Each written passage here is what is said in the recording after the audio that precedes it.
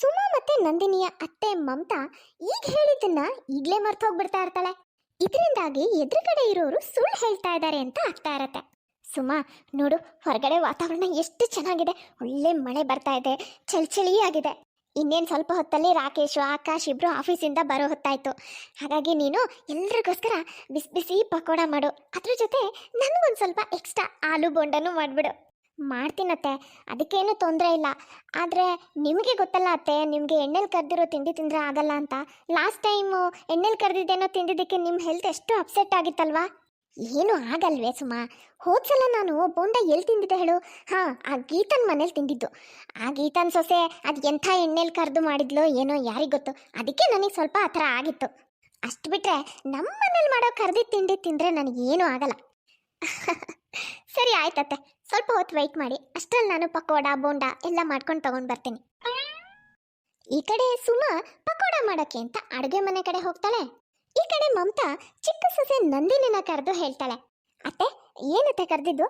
ಏನಾದರೂ ಬೇಕಿತ್ತಾ? ಟೀ ಏನಾದರೂ ಮಾಡಿಕೊಡ್ಲಾ? ಏನಿಲ್ಲಮ್ಮ, ಟೀಗೆ ಏನು ಬೇಡ. ನಾನು ನಿನ್ನನ್ನು ಯಾಕೆ ಕರೆದೆ ಅಂದರೆ, ನಂದಿನಿ ಒಳ್ಳೆ ಮಳೆ ಬರ್ತಾ ಇದೆ, ಚಳಿ ಆಗ್ತಿದೆ. ನನಗೆ ಯಾಕೋ ಬಿಸಿ ಬಿಸಿ ಕೇಸರಿ ಬಾತ್ ತಿನ್ನಬೇಕು ಅಂತ ಅನ್ನಿಸ್ತಾ ಇದೆ. ಒಂದು ಸ್ವಲ್ಪ ಕೇಸರಿ ಬಾತ್ ಮಾಡ್ತೀನಮ್ಮ? ಸರಿ ಅತ್ತೆ, ನೀವು ಕೂತ್ಕೊಂಡಿರಿ, ಸ್ವಲ್ಪ ಹೊತ್ತಲ್ಲಿ ನಾನು ಕೇಸರಿ ಬಾತ್ ಮಾಡ್ಕೊಂಡು ಬರ್ತೀನಿ. ನಂದಿನಿನು ಅತ್ತೆ ಹೇಳಿದ್ಲು ಅಂತ ಕೇಸರಿ ಬಾತ್ ಮಾಡೋಕೆ ಕಿಚನ್ ಕಡೆ ಹೋಗ್ತಾಳೆ. ಅರೆ ಅಕ್ಕ, ನೀವು ಏನೋ ಮಾಡ್ತಾ ಇದ್ದೀರಾ? ಹಾಂ ನಂದಿನಿ, ಅತ್ತೆ ಹೇಳಿದ್ರು ಹೊರಗಡೆ ಮಳೆ ಬರ್ತಿದೆ, ಚಳಿ ಅನಿಸ್ತಿದೆ, ಅದಕ್ಕೆ ಪಕೋಡ ತಿನ್ನಬೇಕು ಅಂತ ಆಸೆ ಆಗ್ತಿದೆ, ಪಕೋಡ ಮಾಡು ಅಂತ. ಅದಕ್ಕೆ ಪಕೋಡ ಮಾಡ್ತಾ ಇದ್ದೇನೆ.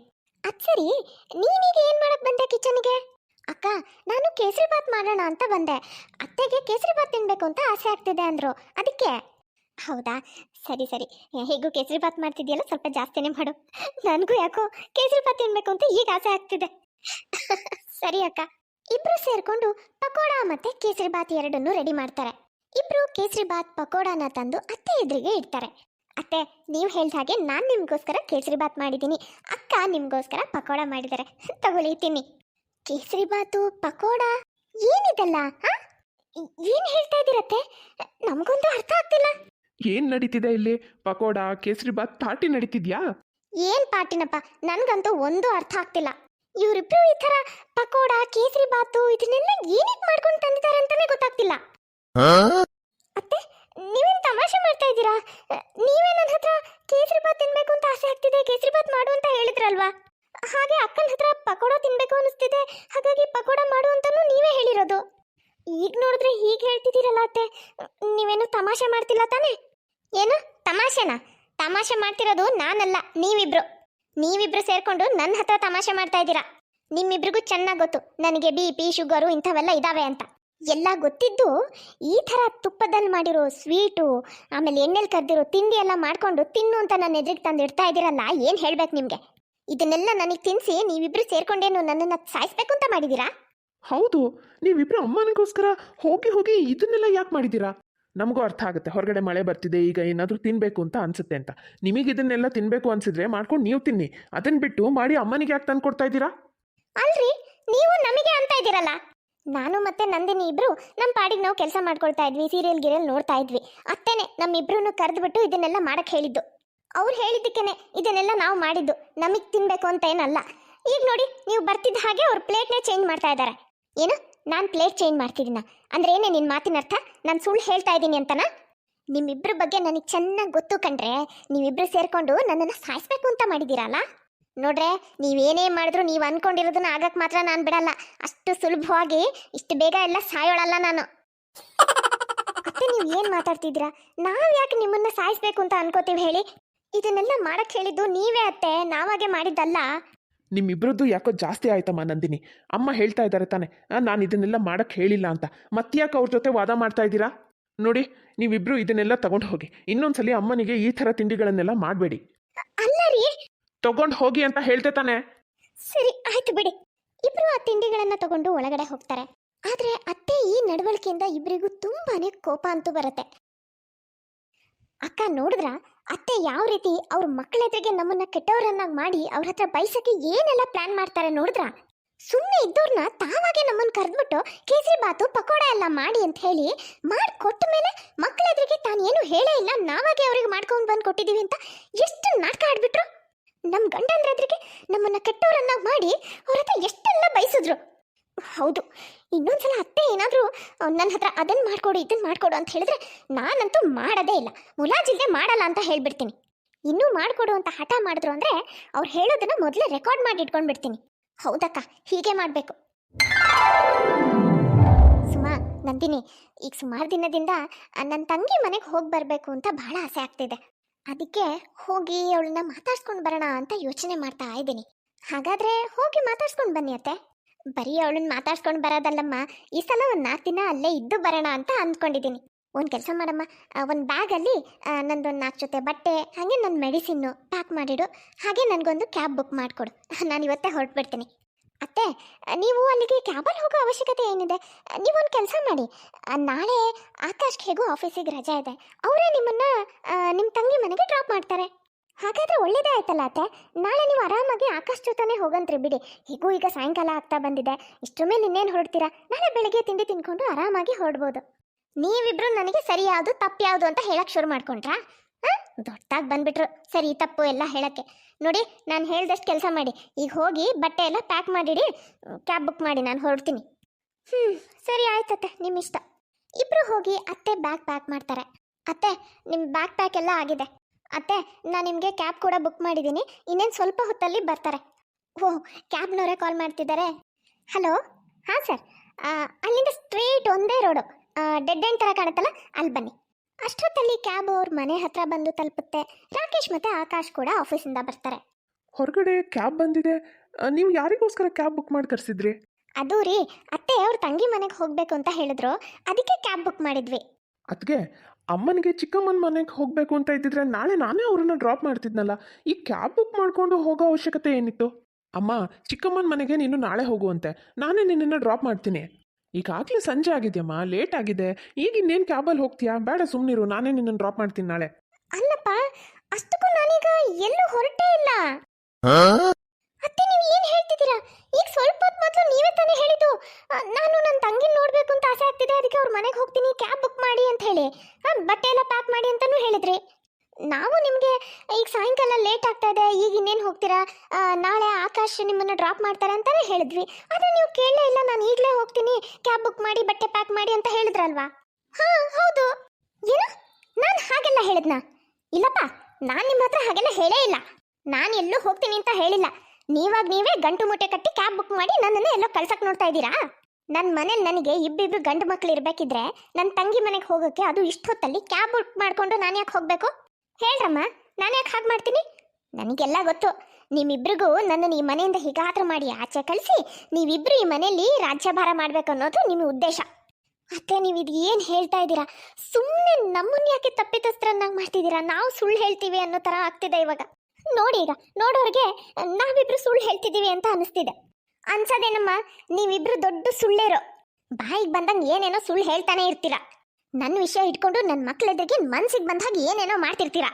ಇದೇನಿದು ಸುಮಾ, ಪದೇ ಪದೇ ಇದೇ ರೀತಿ ನಡ್ಕೋತಿರಲ್ಲ. ಏನೋ 1-2 ಸಲ ಆದರೆ ಹೌದು, ಯಾವಾಗ ನೋಡಿದ್ರೂ ಅಮ್ಮನ ಹಿಂದೆ ಬಿದ್ದಿರ್ತೀರ, ಏನಾದರೂ ಒಂದು ಇಶ್ಯೂ ಕ್ರಿಯೇಟ್ ಮಾಡಿರ್ತೀರ. ಅಲ್ಲ, ಇಷ್ಟೊತ್ತಲ್ಲಿ ಅಮ್ಮ ಅದು ಕ್ಯಾಬ್ ಮಾಡಿಕೊಂಡು ಚಿಕ್ಕಮ್ಮನ ಮನೆಗೆ ಹೋಗ್ತೀನಿ ಅಂತ ಹಠ ಮಾಡ್ತಾರೆ ಅಂದರೆ ನಾನಂತೂ ನಂಬಲ್ಲ. ಹೌದಣ್ಣ, ನೀನು ಸರಿಯಾಗಿ ಹೇಳ್ತಾ ಇದೀಯಾ. ಅಷ್ಟಕ್ಕೂ ಅಮ್ಮನಿಗೆ ಕ್ಯಾಬಲ್ಲಿ ಓಡಾಡೋದು ಇಷ್ಟನೇ ಆಗಲ್ಲ. ಹಾಗಿದ್ಮೇಲೆ ಅವ್ರು ಯಾಕೆ ನಾನು ಕ್ಯಾಬಲ್ಲಿ ಚಿಕ್ಕಮ್ಮನ ಮನೆಗೆ ಹೋಗ್ತೀನಿ ಅಂತ ಹೇಳ್ತಾರೆ? ಅಂದ್ರೆ ನಿಮ್ಮ ಮಾತಿನ ಅರ್ಥ ಏನು? ನಾವಿಬ್ರು ಸುಳ್ಳು ಹೇಳ್ತಿದ್ದೀವಿ ಅಂತಾನಾ?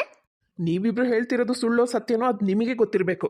ಆದರೆ ನಮ್ಮಮ್ಮ ಅಂತೂ ಸುಳ್ಳು ಹೇಳ್ತಿಲ್ಲ ಅನ್ನೋದು ನಮ್ಮಿಬ್ರಿಗೂ ಚೆನ್ನಾಗಿ ಗೊತ್ತು. ಅಲ್ಲ, ಅತ್ತೆ ಸೊಸೆ ಅಂದಮೇಲೆ ಏನಾದರೂ ಒಂದು ವಿಚಾರಕ್ಕೆ ಕಿರಿಕಿರಿ ಆಗ್ತಿರುತ್ತೆ, ಮನಸ್ತಾಪಗಳು ಬರ್ತಾ ಇರುತ್ತೆ. ಇದನ್ನೆಲ್ಲ ನಾವು ಒಪ್ಕೋತೀವಿ, ಅರ್ಥ ಮಾಡ್ಕೋತೀವಿ.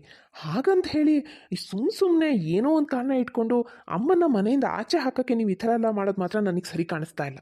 ಹೌದು, ಆಕಾಶ್ ಸರಿಯಾಗಿ ಹೇಳ್ತಾ ಇದ್ದಾನೆ, ನನಗೂ ಹಾಗೆ ಅನ್ನಿಸ್ತಾ ಇದೆ. ಸರಿ, ಹಾಗಾದ್ರೆ ಇನ್ಮೇಲೆ ನಾವು ಅತ್ತೆ ಯಾವ ವಿಷಯಕ್ಕೂ ಬರೋದಿಲ್ಲ. ಇನ್ಮೇಲೆ ಅತ್ತೆನ ನೀವಿಬ್ರೇ ಸಂಭಾಳಿಸಿ. ನನಗೆ ಚೆನ್ನಾಗಿ ಗೊತ್ತು. ಈಗ ನೀವಿಬ್ರು ಏನಂತೀರಾ? ನಾವಿಬ್ರು ಮನೇಲಿ ಇಟ್ಕೊಂಡು ಅಮ್ಮನ್ನ ಸಂಭಾಳಿಸ್ತಾ ಕೂತ್ಕೊಂಡ್ರೆ ಹೊರಗಡೆ ಹೋಗಿ ಕೆಲಸ ಮಾಡೋರು ಯಾರು ಅಂತ. ನೀವು ಅದ್ರ ಬಗ್ಗೆ ಎಲ್ಲ ಚಿಂತೆ ಮಾಡಬೇಡಿ. ನಿಮಗೆ ನಾವು ಹೇಳ್ತಿರೋದು ಸುಳ್ಳು ಅಂತ ಅನಿಸ್ತಿದೆಯಲ್ಲ, ಹೋಗ್ತಾ ಹೋಗ್ತಾ ನಿಮಗೆ ಅರ್ಥ ಆಗುತ್ತೆ. ನಿಮಗೆಲ್ಲ ಅರ್ಥ ಆಗೋವರೆಗೂ ನೀವೆಲ್ಲೂ ಕೆಲಸಕ್ಕೆ ಹೋಗಬೇಡಿ. ನೀವು ಮನೇಲಿ ಇಟ್ಕೊಂಡು ಅತ್ತೆನ ಸಂಭಾಳಿಸಿ ಸಾಕು. ಅಲ್ಲಿವರೆಗೂ ನಾವಿಬ್ರು ಹೊರಗಡೆ ಕೆಲಸಕ್ಕೆ ಹೋಗ್ತೀವಿ. ಆದರೆ ನೀವುಗಳು ಇದಕ್ಕೆ ಒಪ್ಕೊಳ್ಳೇಬೇಕು. ಯಾಕಂದರೆ ಪ್ರತಿ ಸಲ ನಾವು ಸುಳ್ಳು ಹೇಳ್ತಿದ್ದೀವಿ ಅಂತ ಅನ್ನಿಸ್ಕೊಳ್ಳೋಕ್ಕೆ ನಾವು ತಯಾರಿಲ್ಲ. ಹೌದಕ್ಕ, ಸರಿಯಾಗಿ ಹೇಳ್ತಾ ಇದ್ದೀರಾ. ಅತ್ತೆ ಒಂದ್ಸಲ ಏನಾದರೂ ಹೇಳಿ ಆಮೇಲೆ ನಾನು ಅದನ್ನ ಹೇಳೇ ಇಲ್ಲ ಅಂತಾರಲ್ಲ, ಅವಾಗ ಇವ್ರಿಗೆ ಅರ್ಥ ಆಗುತ್ತೆ. ಏನು, ಒಂದ್ಸಲ ಏನೋ ಹೇಳಿ ಇನ್ನೊಂದ್ಸಲ ನಾನು ಹೇಳೇ ಇಲ್ಲ ಅಂತ ಹೇಳ್ತೀನ? ಏನ್ ಹೇಳ್ತಿದ್ದೀರಾ ನೀವು? ನೀವಿಬ್ರು ನನ್ನನ್ನೇನು ಹುಚ್ಚಿ ಅಂತ ತಿಳ್ಕೊಂಡಿದ್ದೀರಾ? ನನ್ನ ಬಗ್ಗೆ ಇನ್ನೊಂದು ಮಾತು ಹೆಚ್ಚಿಗೆ ಆಡಿದ್ರೆ ನಾನು ಸುಮ್ಮನೆ ಇರಲ್ಲ. ನಡೀರಿ ಇಲ್ಲಿಂದ. ಹಾ ಆಯ್ತಾಯ್ತು. ಇನ್ಮೇಲೆ ನಿಮ್ಮ ಮಕ್ಕಳು ನಿಮ್ಮನ್ನು ಸಂಭಾಳಿಸ್ತಾರಲ್ಲ, ಅವಾಗ ಅವ್ರಿಗೆ ಅರ್ಥ ಆಗುತ್ತೆ. ಈಗ ನಾವು ಹೇಳಿದ್ರೆ ಯಾರಿಗೂ ಏನೂ ಅರ್ಥ ಆಗಲ್ಲ. ಇಬ್ಬರು ಸೊಸೆಯಂದ್ರು ಮಾರನೇ ದಿನದಿಂದನೇ ತಾವು ಮೊದಲು ಕೆಲಸ ಮಾಡ್ತಾ ಇದ್ದಂಥ ಕಂಪನಿಗೆ ಜಾಯ್ನ್ ಆಗ್ತಾರೆ. ಮನೆಯಲ್ಲಿ ಅತ್ತೆನ ಸಂಭಾಳಿಸೋ ಜವಾಬ್ದಾರಿ ಇವಾಗ ಅವಳ ಇಬ್ರು ಮಕ್ಕಳ ಮೇಲೆ ಬೀಳತ್ತೆ. ಆಕಾಶ್, ಯಾಕೋ ತಲೆ ಭಾಳ ನೋವ್ತಾ ಇದೆ ಕಣೋ. ಒಂದು ಸ್ವಲ್ಪ ನೋವಿನ ಎಣ್ಣೆ ಇದಲ್ಲ, ಅದನ್ನು ತಂದು ತಲೆಗೆ ಒಂದು ಸ್ವಲ್ಪ ಹಚ್ಚಿ ಮಸಾಜ್ ಮಾಡ್ತೀಯಾ? ಆಯ್ತಮ್ಮ, ನೀನು ಕೂತ್ಕೊಂಡಿರು, ನಾನು ಹೋಗಿ ಎಣ್ಣೆನ ಬಿಸಿ ಮಾಡಿ ತೊಗೊಂಡ್ಬರ್ತೀನಿ. ಸ್ವಲ್ಪ ಹೊತ್ತಲ್ಲಿ ಆಕಾಶ್ ಎಣ್ಣೆನ ಬಿಸಿ ಮಾಡಿಕೊಂಡು ತಂದು ಮಮತಾಗೆ ಹಣೆಗೆ ಹಚ್ಚಿ ಮಸಾಜ್ ಮಾಡೋಕೆ ಶುರು ಮಾಡ್ತಾನೆ. ಏಯ್, ಏನು ಮಾಡ್ತಿದ್ಯಾ ನೀನು? ನಿನ್ಗೇನು ಹುಚ್ಚಿಗೆ ಹಿಡ್ದಿದ್ಯಾ? ಏನು ಮಾಡ್ತಿದ್ದೀಯ ಅಂದರೆ ಅಮ್ಮ ನೀನೇ ಹೇಳ್ತಿದ್ದಾನೆ ನನಗೆ ತಲೆ ನೋವ್ತಾ ಇದೆ, ಒಂದು ಸ್ವಲ್ಪ ಎಣ್ಣೆನ ತಂದು ಮಸಾಜ್ ಮಾಡು ಅಂತ. ಒಂದು ಕೊಟ್ಟೆ ಅಂದರೆ ಅಲ್ಲಿ ಮೂಲೆಗೆ ಹೋಗಿ ಬಿದ್ದಿರಬೇಕು. ಸಣ್ಣವನಿದ್ದಾಗಿಂದನೂ ನನಗೆ ಈ ಥರ ಒಂದಲ್ಲ ಒಂದು ಕಾಟ ಕೊಟ್ಟು ಅಭ್ಯಾಸ ನಿನಗೆ. ಇಷ್ಟು ದೊಡ್ಡವನಾದರೂ ಅಭ್ಯಾಸ ಬಿಟ್ಟಿಲ್ಲ. ನಿನಗೆ ಮಾಡಕ್ಕೆ ಬೇರೆ ಏನು ಕೆಲಸ ಇಲ್ಲ ಅಂತ ಹೇಳಿ ಎಣ್ಣೆ ತಗೊಂಡು ಬಂದು ನನ್ನ ತಲೆಗೆ ಹಚ್ಚಿ ತಿಕ್ತಾ ಕೂತ್ಕೊಂಡಿದ್ಯಾ? ಮೊದಲೇ ತಲೆಗೆಲ್ಲ ಎಣ್ಣೆ ಹಚ್ಕೊಂಡು ಕೂತ್ಕೊಂಡಿದ್ದೀನಿ, ಇವನ್ ತಂದು ಇನ್ನೊಂದಿಷ್ಟು ಎಣ್ಣೆ ಸುರಿದ. ಸರಿ, ನಡಿ ಇಲ್ಲಿಂದ. ನನಗೊಂದು ಸ್ವಲ್ಪ ಟಿವಿ ನೋಡೋಕೆ ಬಿಡು. ಅಮ್ಮ ನಾನು ಇದು ಏನು ಮಾಡಿದೆ ಅಂತ ನೀನು ಇಷ್ಟೆಲ್ಲ ಬೈತಾ ಇದೆಯಾ? ನಡೀತೀಯೋ ಇಲ್ಲೋ ಇಲ್ಲಿಂದ? ಆಯ್ತು ಬಿಡಮ್ಮ, ಹೋಗ್ತೀನಿ. ಅಮ್ಮ, ರಾತ್ರಿ ಊಟಕ್ಕೆ ನಿನಗೇನು ಬೇಕು ಅಂತ ಹೇಳು. ನೀನು ಏನು ಹೇಳ್ತೀಯೋ ಅದನ್ನೇ ಇವತ್ತು ನಾನು ರೆಡಿ ಮಾಡ್ತೀನಿ. ಹೌದಾ, ಹಾಗಾದರೆ ಇವತ್ತು ರಾತ್ರಿ ಊಟಕ್ಕೆ ಬಿಸಿಬೇಳೆ ಬಾತ್ ಮಾಡಪ್ಪ. ಬಿಸಿಬೇಳೆ ಬಾತ್ ಚೆನ್ನಾಗಿರುತ್ತೆ. ಬಿಸಿಬೇಳೆ ಬಾತಾ? ಸರಿ ಆಯ್ತಮ್ಮ, ಅದನ್ನೇ ಮಾಡ್ತೀನಿ. ರಾಕೇಶ್ ಹೋಗಿ ತಾಯಿ ಹೇಳ್ದ ಹಾಗೆ ಬಿಸಿಬೇಳೆ ಬಾತ್ನ ರೆಡಿ ಮಾಡ್ತಾನೆ. ಅಷ್ಟೊತ್ತಿಗೆ ಸುಮಾ ಮತ್ತೆ ನಂದಿನಿ ಕೂಡ ಆಫೀಸಿಂದ ಬರ್ತಾರೆ. ವಾವ್, ಘಮ ಘಮ ಘಮ ಅಂತ ಅಡುಗೆ ವಾಸನೆ ಬರ್ತಾ ಇದೆ ಕಿಚನಿಂದ. ಏನು ಅಡುಗೆ ಮಾಡಿದ್ದೀರಿ? ಇವತ್ತು ಅಮ್ಮನಿಗೆ ಏನಿಷ್ಟ, ಏನು ಅಡುಗೆ ಮಾಡಬೇಕು ಅಂತ ಕೇಳಿದ್ದಕ್ಕೆ ಅಮ್ಮ ಬಿಸಿಬೇಳೆ ಬಾತ್ ಮಾಡಬೇಕು ಅಂತ ಹೇಳಿದ್ಲು. ಅದಕ್ಕೆ ಇವತ್ತು ಅಮ್ಮನ ಇಷ್ಟದ ಪ್ರಕಾರ ಬಿಸಿಬೇಳೆ ಬಾತ್ ಮಾಡಿದ್ದೀನಿ. ಏನು, ಬಿಸಿಬೇಳೆ ಬಾತ್ ಮಾಡಿದ್ಯಾ? ಅದು ನಾನು ನಿನಗೆ ಬಿಸಿಬೇಳೆ ಬಾತ್ ಮಾಡು ಅಂತ ಹೇಳಿದ್ನಾ? ನಾನೆಲ್ಲ ನಿನಗೆ ಬಿಸಿಬೇಳೆ ಬಾತ್ ಮಾಡು ಅಂತ ಹೇಳಿದ್ದೀನಿ? ನಾನು ನಿನಗೆ ಪಲಾವ್ ಮಾಡು ಅಂತ ಹೇಳಿದ್ದು, ಬಿಸಿಬೇಳೆ ಬಾತ್ ಅಲ್ಲ. ನಿನಗೆ ಬಿಸಿಬೇಳೆ ಬಾತ್ ತಿನ್ಬೇಕು ಅಂತ ಆಸೆ ಆಗಿರ್ಬೇಕು. ನಿನ್ನಿಷ್ಟದ ಪ್ರಕಾರ ಬಿಸಿಬೇಳೆ ಬಾತ್ ಮಾಡ್ಕೊಂಡು ಈಗ ನಾನು ಹೇಳ್ದೆ ಅಂತ ನನ್ನ ಮೇಲೆ ಹೇಳ್ತಾ ಇದೀಯಾ? ಅಮ್ಮ, ಇವತ್ತು ರಾತ್ರಿ ಊಟಕ್ಕೆ ಏನು ಮಾಡಲಿ ಅಂತ ಕೇಳಿದ್ದಕ್ಕೆ ಬಿಸಿಬೇಳೆ ಬಾತ್ ಮಾಡು ಅಂತ ನೀನೇ ಹೇಳಿದ್ದು. ನಾನು ಸುಳ್ಳು ಯಾಕೆ ಹೇಳಿ? ಒಂದು ವೇಳೆ ನನಗೆ ಬಿಸಿಬೇಳೆ ಬಾತ್ ತಿನ್ನಬೇಕು ಅಂತ ಆಸೆ ಆಗಿದ್ದಿದ್ರೆ ನೀನು ಹೇಳಿದೆ ಅಂತ ಸುಳ್ಳು ಹೇಳೋ ಅವಶ್ಯಕತೆ ನನಗೇನಿದೆಯಮ್ಮ? ಅಂದ್ರೆ ಏನಪ್ಪ ನಿನ್ನ ಮಾತಿನ ಅರ್ಥ? ನಾನು ಸುಳ್ಳು ಹೇಳ್ತಾ ಇದ್ದೀನಿ ಅಂತನಾ? ನಿನ್ನನ್ನ ಏನು ಮಾಡ್ತೀನಿ ನೋಡು. ತಾಯಿ ಮೇಲೆ ಸುಳ್ಳಾರೋಪ ಹೊರಿಸ್ತೀಯಾ? ಅದು ಅಮ್ಮ ಹಾಗಲ್ಲ. ಹೋಗ್ಲಿ ಬಿಡಿಯತ್ತೆ. ಈಗೇನು ನಿಮಗೆ ಪಲಾವ್ ತಿನ್ಬೇಕು ತಾನೆ? ನಾನು ಹೋಗಿ ನಿಮಗೆ ಪಲಾವ್ ಮಾಡ್ಕೊಡ್ತೀನಿ. ಹೋಗ್ಲಿ ಬಿಡೆ, ನೀನೀಗ ಇನ್ನೇನು ಪಲಾವ್ ಮಾಡ್ತೀಯ? ನನ್ನ ಮಗ ಅಷ್ಟು ಚೆನ್ನಾಗಿ ಬೇಳೆ ಬಾತ್ ಮಾಡಿದ್ದಾನೆ, ನಾನು ಅದನ್ನೇ ತಿಂತೀನಿ.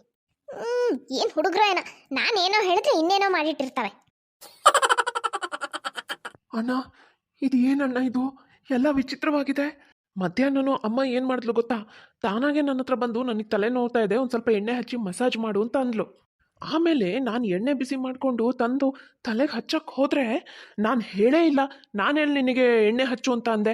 ಸುಮ್ಮನೆ ತಂದು ನನ್ನ ತಲೆಗೆ ಎಣ್ಣೆ ಹಾಕಿ ತಿಕ್ತಾ ಇದೆಯಾ ಅಂತ ಬೈದ್ಬಿಡೋದಾ? ಹೌದಾ? ಈಗ ನೋಡು, ಈಗ ಹೇಗೆ ನಡ್ಕೊಂಡ್ಲು.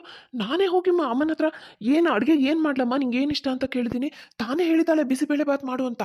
ಆದರೆ ಈಗ ನೋಡು, ನಾನು ಬಿಸಿಬೇಳೆ ಬಾತ್ ಮಾಡು ಅಂತ ಹೇಳೇ ಇಲ್ಲ, ಪಲಾವ್ ಮಾಡು ಅಂತ ಹೇಳಿದ್ದೆ ಅಂತ ಹೇಳ್ತಾ ಇದ್ದಾಳೆ. ಇವೆಲ್ಲ ವಿಚಿತ್ರವಾಗಿದೆಯಪ್ಪ. ಈಗ ನಿಮಗೆ ಎಲ್ಲ ಅರ್ಥ ಆಗ್ತಾ ಇದೆ ಅಲ್ವಾ? ಅವಾಗೆಲ್ಲ ನಿಮ್ಮಮ್ಮ ನಮ್ಮ ಜೊತೆನೂ ಇದೇ ರೀತಿ ನಡ್ಕೊಳ್ತಾ ಇರ್ತಾ ಇದ್ದಿದ್ದು. ಹೇಳೋದೊಂದು, ಆಮೇಲೆ ನಾನು ಹಾಗೆ ಹೇಳೇ ಇಲ್ಲ, ನಾನು ಹೇಳಿದ್ದು ಹೀಗೆ ಅಂತ ನೀವೆಲ್ಲ ಇದ್ದಾಗ ಹೇಳ್ಬಿಡೋದು. ನೀವು ಬಂದು ನಮಗೆ ಬೈಯೋದು. ನಾವು ಏನೇ ಹೇಳಿದ್ರು ನಿಮಗೆ ಅರ್ಥ ಆಗಲ್ಲ, ನಾವೇ ತಪ್ಪಿತಸ್ತ್ರ ಕಾಣ್ತೀವಿ ಅಂತ ನನಗೆ ಚೆನ್ನಾಗಿ ಗೊತ್ತಿತ್ತು. ಅದಕ್ಕೆ ನಿಮಗೆ ಅನುಭವಕ್ಕೆ ಬರಲಿ ಅಂತಾನೆ ನಿಮ್ಮಮ್ಮನ ಜೊತೆ ನೀವು ಇಡೀ ದಿನ ಕಳೆಯೋ ಹಾಗೆ ಮಾಡಿದ್ದು. ಈಗೆಲ್ಲ ಅರ್ಥ ಆಯ್ತಲ್ಲ ನಿಮಗೆ? ಹೌದು ಸುಮಾ, ಈಗ ನಮಗೆಲ್ಲ ಅರ್ಥ ಆಗ್ತಿದೆ. ನನಗನ್ಸುತ್ತೆ ಅಮ್ಮನಿಗೆ ತಾನು ಏನು ಹೇಳಿರ್ತೀನಿ ಅನ್ನೋದು ಆಮೇಲೆ ಸ್ವಲ್ಪ ಹೊತ್ತಲ್ಲಿ ನೆನಪೇ ಇರಲ್ಲ. ಅದಕ್ಕೆ ಈ ಥರ ಎಲ್ಲ ಆಗ್ತಿದೆ. ಈ ವಿಷಯದಲ್ಲಿ ಅಮ್ಮನಿಗೆ ಏನು ಅನ್ನೋದು ವೇಸ್ಟೇ. ಯಾಕಂದರೆ ಅವಳು ಇದನ್ನು ಬೇಕಂತ ಮಾಡ್ತಿಲ್ವಲ್ಲ. ತಾನು ಹೇಳಿದ್ದು ಸ್ವಲ್ಪ ಹೊತ್ತಲ್ಲೇ ಅವಳು ಮರ್ತು ಹೋಗ್ಬಿಡ್ತಾಳೆ. ಅದೇ ಪ್ರಾಬ್ಲಮ್ಮು. ಒಂದು ಕೆಲಸ ಮಾಡೋಣ ರೀ, ಅತ್ತೆ ನಾವು ಒಂದ್ಸಲ ಡಾಕ್ಟರ್ ಹತ್ರ ತೋರಿಸಿ ಏನಾದರೂ ಇದಕ್ಕೇನಾದರೂ ಟ್ರೀಟ್ಮೆಂಟ್ ಇದ್ದರೆ ಕೊಡ್ಸೋಣ. ಸರಿ ಹೋಗ್ಬೋದು. ಸರಿ, ಹಾಗೆ ಮಾಡೋಣ. ಈಗ ಎಲ್ಲ ಗೊಂದಲನೂ ಕ್ಲಿಯರ್ ಆಗುತ್ತೆ. ಮಮತಾಗೆ ಸರಿಯಾದ ಡಾಕ್ಟರ್ ಹತ್ರ ತೋರಿಸಿ ಟ್ರೀಟ್ಮೆಂಟ್ ಕೊಡಿಸ್ತಾರೆ, ಅವಳು ಕೂಡ ಆರಾಮಾಗ್ತಾಳೆ. ನೋಡಿದ್ರಲ್ಲ ಫ್ರೆಂಡ್ಸ್, ಇವತ್ತಿನ ಈ ವಿಡಿಯೋ ನಿಮಗೆ ಸ್ವಲ್ಪನಾದರೂ ಇಷ್ಟ ಆಗಿದ್ರೆ ಪ್ಲೀಸ್ ಚಾನಲ್ನ ಸಬ್ಸ್ಕ್ರೈಬ್ ಮಾಡಿ. ಹಾಗೆ ಪ್ಲೀಸ್ ಲೈಕ್ ಮಾಡೋದನ್ನು ಮಾತ್ರ ಮರಿಬೇಡಿ. ಮುಂದಿನ ವಿಡಿಯೋದಲ್ಲಿ ಮತ್ತೆ ಸಿಗೋಣ. Bye friends.